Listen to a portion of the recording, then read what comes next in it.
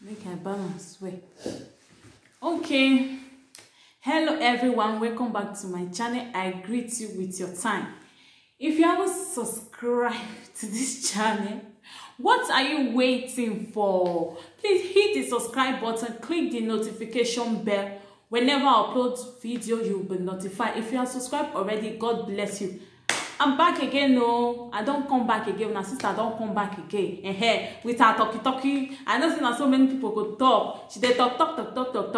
But what they talk sense they am. You have to listen very well. So this video now, it goes to people where be say they don't want to stay one place for this Europe. So where be say they don't want to stay one place. Only one person don't. All those that draw seekers, where be say they don't want to work. Then they find free money every time. Free money every time. Where you go chop aduro rich? Where you go shop free money rich? It better make you just repair where you dey. Stand gidigba, stand your two legs for there. It better make you do it once and for all.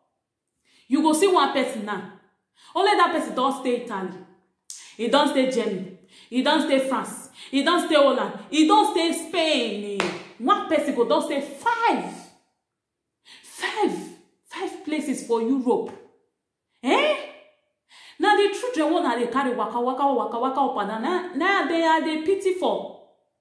Now those children are the pitiful because they go confused with the language. You can imagine now you don't stay Italy, you born your children for Italy. They don't they master Italian language. They don't they go school for here. They go your break, they go see themselves for Germany. They go come see they start to learn another language again. Those children go come see they master that language. They go break again, they go see themselves for France. They go come see they learn another. What are they pity for our children now? The thing they confusing. It's very confusing and it's annoying. Okay, imagine many people because of that France new law now. Many people don't come out for France, come back to Italy. Because they know they see free money for hand again. Because they now card, they they pay their money put now. They don't come back to Italy. You can imagine that kind of thing. Where you go chop aduro money rich? If na Italy you dey, I know say fine. Once Italy don't give documents, you go leave camp. You go come out for camp. But Italy can never pursue you come out for their country. As far as you dey obey the rules, you not disturb anybody. You dey follow the laws. You not do any. You not commit any crime. You just dey your own. Person fit stay Italy for 30 years without documents. They no go pursue one. Italy no go pursue you. Say come they come out for our country. Where they want pursue you go? They no go pursue you. Italy no fit pursue you. They unless say you commit crime. Unless say you do one kind of crime before the fit look into that case, look into that crime when you commit, they will know the kind of punishment or judgment to give you. You don't get permit of stay for Italy. You go come out for Italy. You go Germany. Maybe after you don't stay, how many years after your document, for example, you get 2 years document, after that 2 years don't expire now. You don't stay Germany, you don't stay comfortable there, gidigba. Later, Germany come tell you, say, sorry, you not go fit stay our country, you have to leave. Then you call the find where you want to go. Where you want to go with those children. You call the find where you want to go. You call they come back to Italy. No be square one you they start from now. When you be say you don't go another country, you don't they run come back. No be square one. No be you want to start from. It better say if now Italy you want stay. And they used to make example. Okay? If now Italy you want stay, it better me you stay there Italy. Stand your ground for them. If you don't get documents, they say me you come out for camp. Come out for camp. You don't go stay camp forever. Come out for camp. And this aduro money, it get the way it take they come. You go they expect say next month they go pay me. You go quick use the one way they your hand fiam. Next month they go pay me. The one way they pay you this month, you go use a fiam. Next month they go pay me. Now so next month they go pay me. Next month they go pay me. Before you know one day, they go say your time is up. You can go.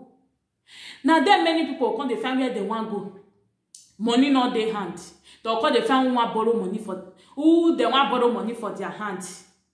This aduro money, it is sweet and it is scratch for hand where to use. But you have to use your sense. If you use for inside, save for inside, because you no go stay calm forever. You no go stay camp forever. If they tell you say comot for camp, look for house, rent house, gather yourself. I know say e no easy. Now small. No place where easy. No place where easy. I know say e no easy. Now small. You go gather yourself. They do your things small. They do your things small. They do as your hand reach. If now your friend you get where be say get house, fair beggar, may you stay house first. Stay stand your ground.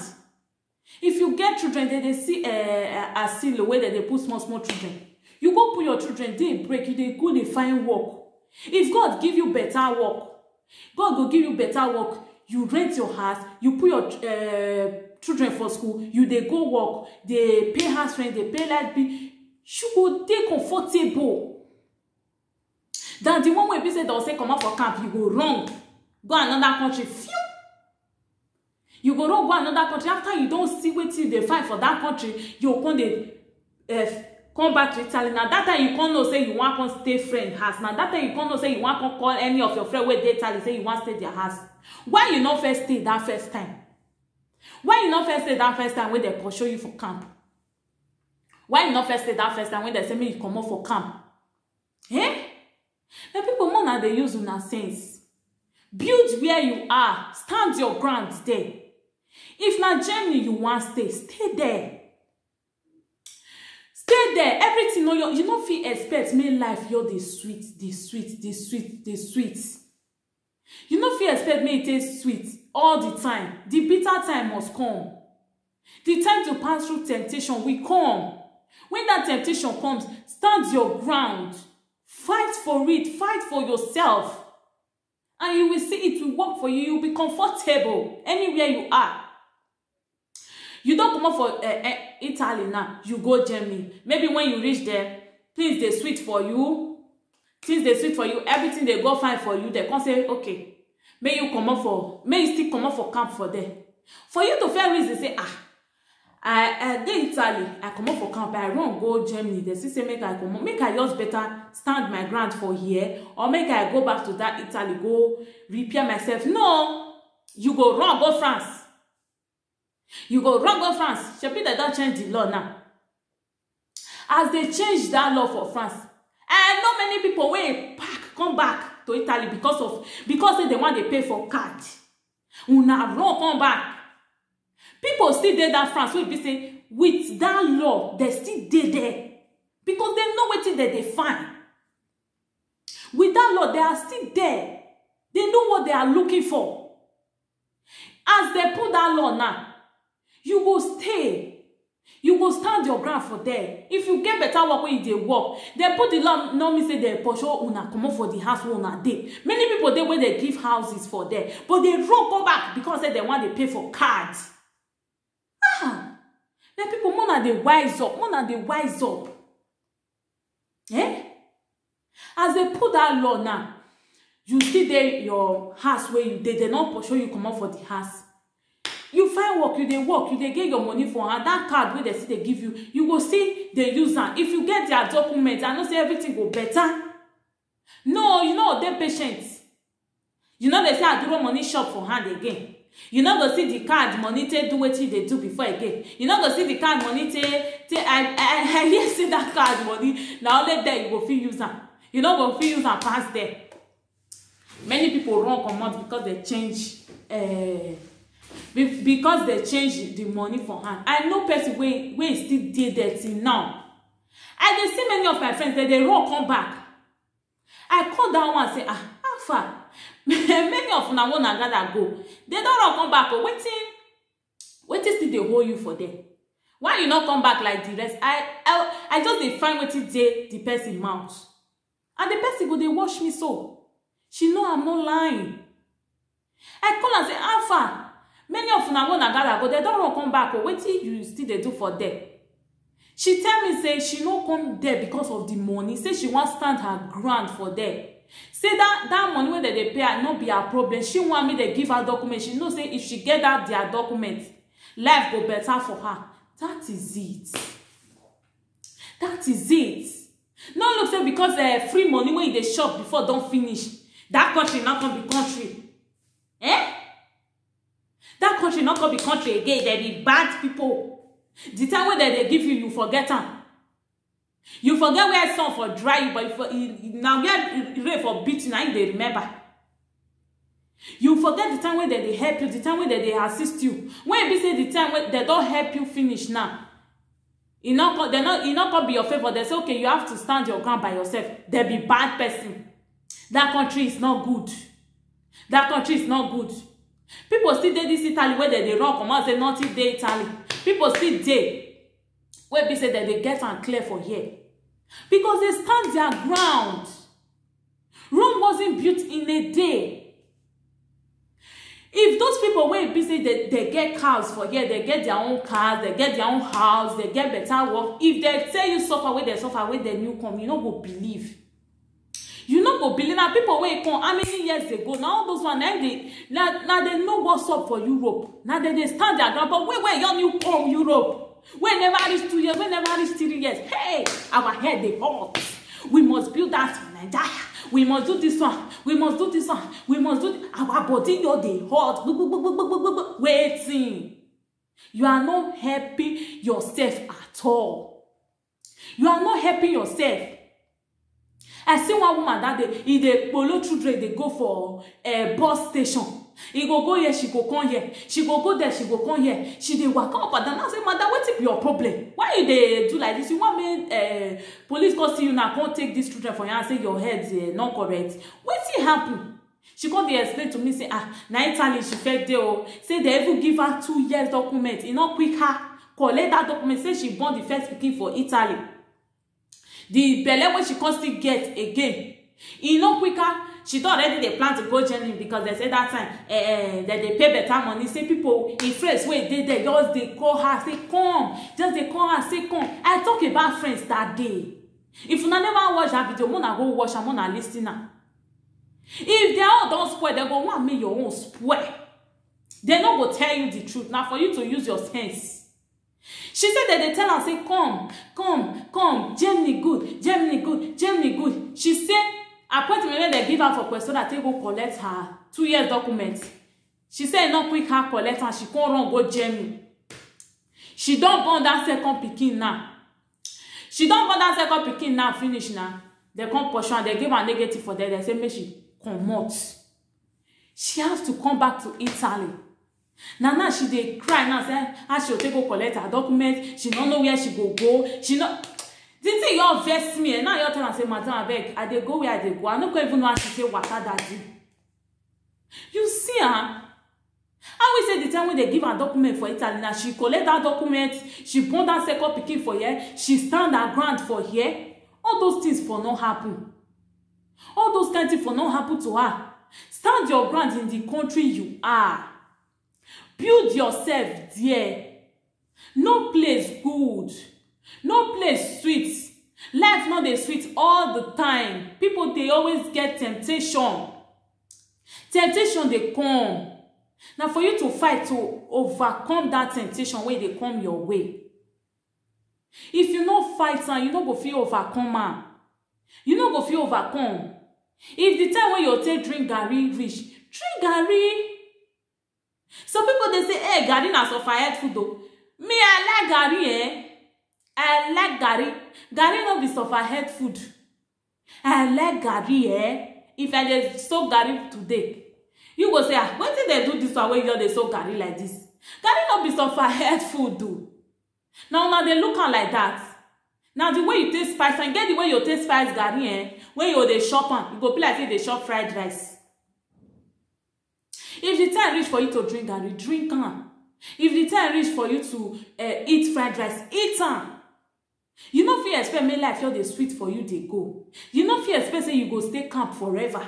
You no fit expect say you go shop aduro money forever. Where you want chop and reach, where you want take free money reach. Me dey even dey look and say all this aduro of 18, if they even dey drop person go back, you no go fit stand your ground, you no go fit do something for you. You no go fit you no go fit serious for life.